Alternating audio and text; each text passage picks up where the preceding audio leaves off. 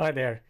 So let's continue the journey with Softube Console 1 channel and fader Mark III. I have been now working with it a few days and doing comparison between that one and SSL UF8.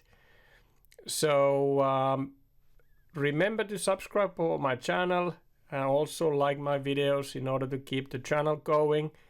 And now let's dive into the evaluation of Softube Console 1, and I promise this will be a honest evaluation from my point of view, how I see the two products and how they work within my workflow.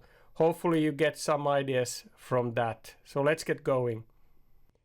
Okay, let's look into Softube Console 1 fader and channel Mark III.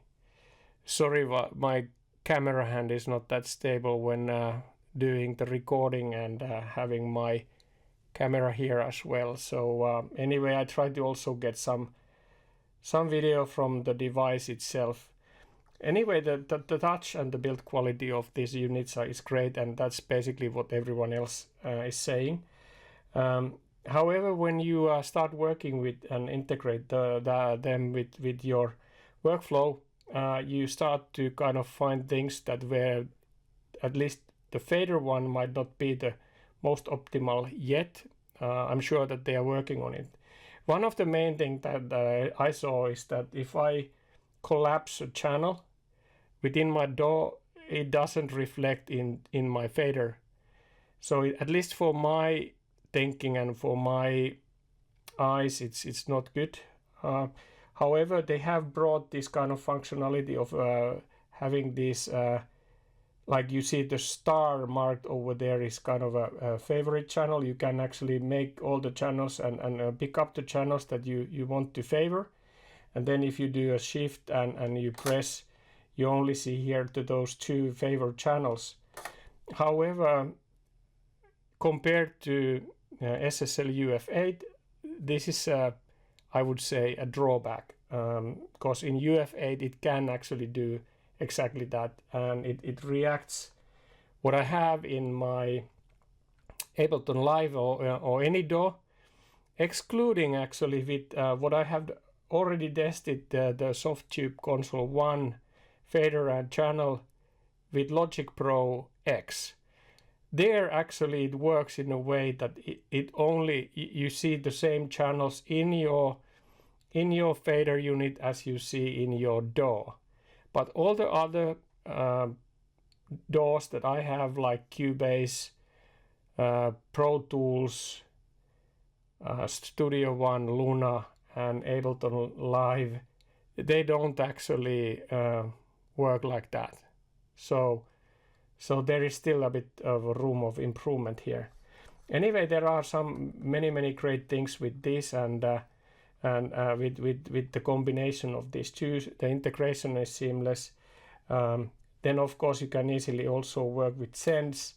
So let's say that let's go to volume first. So of course you can control volume, like what would be a fader if you don't have a volume control or pan control. But then also you can do it with your sends. You can have 6 sends that you are programming, and you can control with the faders from here as you kind of increase the amount of send into your return channels in this case. So all that actually works nice, and it's very the faders itself they are very responsive. So whatever you do, it's basically immediately kind of adapted. So they are extremely fast. Then if we look on the channel one, it is actually great, and let's put that in here as well. So there you have extremely good kind of high resolution displays that show you what are you doing, and then you can also channel and change these like to VU meter. So if you start to play, you see that what is your audio levels and things like that.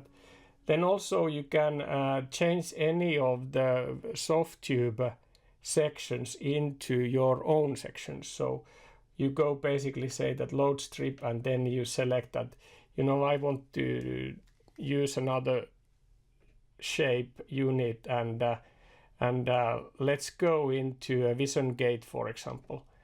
And now you see that when I selected that vision gate, now it also changed in my channel configuration. So I have now two external. I have Avalon as a preamp, and then I have the API vision gate as my gate. So that's an example about the configurability of the Console 1. All in all, I really enjoy like working with it in a sense that you kind of the feedback is excellent, and you can do pretty much all the kind of things that you need to when you are working with your sound. So basically, you know, you have your tape preamp, you have your filters, you have your shape, you have your EQ, your compressors and drive. That then, you know, with this you can tune the sound pretty well and heavily. Of course, then you would like to use some effects, but that's why you would then do a send. You would send that to a return channel where you have a reverb or delay and things like that. And of course, it doesn't it isn't so that once you have this in your channel, you would not be able to bring any other plugins into it. So of course you can extend your changes. It's just that you can't control them with this Softube controller. So you can make your channel extensive in that respect if you like. But in basic, when you are doing a mixing and specifically mastering, you pretty much have all things here that you need, considering that your audio file is already having the effects and things that it need to have when basically doing a final mix. So I think my takeout is that it is definitely a good combination when doing a final mix and mastering.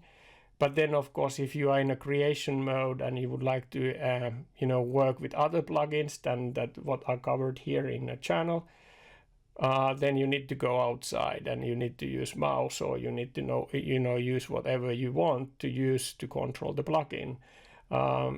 So I think that's it. But hey, let's look on the, you know, like on the a bit comparison between the basically the you know the fader one and then the SSL UF8. And mainly, you know, I'm talking about topic of what you see is what you get type of a session and how it is, how the fader is reflecting to channel. So before we conclude the session, let's hop into the SSL a bit and see how the implementation of this differs. So we have looked at Softube Console 1 fader Mark III. And while it is a great device, this is actually one thing that in a workflow point of view, I'm missing from it. And it actually works okay with Console 1 and Logic Pro X, but with any other DAWs, it doesn't work like the SSL UF8 works with every. And that's part of the integration, I think, where SSL UF8 integration is better than in Softube fader integration. So for example, now when I'm in here, and you saw what happened when I collapsed the folders when using the fader from Softube, and now when I'm actually doing it, you can see that, you know, the amount of channels is reflected directly into the UF8. So if I collapse that group, or if in any other DAW, if I collapse a folder or a summing folder or so, the SSL UF8 will react to that, and you only see the channels that you see in your screen, and for me that is quite important and an important feature. Another feature that I do see that in SSL UF8 is better than in Softube Console 1 fader is that here you are able to do different layers. Like the first one is of course my Ableton layer, where I can do different type of commands. I can basically do, you know, play or whatever, so I can run these commands here. But then if I want to change it into a layer 2 from here quickly, now I'm able to use this as a MIDI device. So I can send and I can program all these MIDI messages that will get sent. So I could basically run different virtual instruments or even external synthesizers with these faders and with the respective basically MIDI channels and MIDI messages to the instrument that is selected. So this is another one where the basically the Softube Console 1 fader Mark III falls short. But these are, from a workflow point of view, I think at least for me they are quite essential to have, and it makes things easy when basically what you see is what you get. Like you have seen here, like when doing like this. Alrighty, a short summary. So while the build quality and all the stuff, how the console one fader and channel integrate to each other, and how easy it is to take into use with your digital audio just by dragging and dropping the plugin into your channels. There are some, specifically with the fader one, there are still with some shortcomings, as you saw.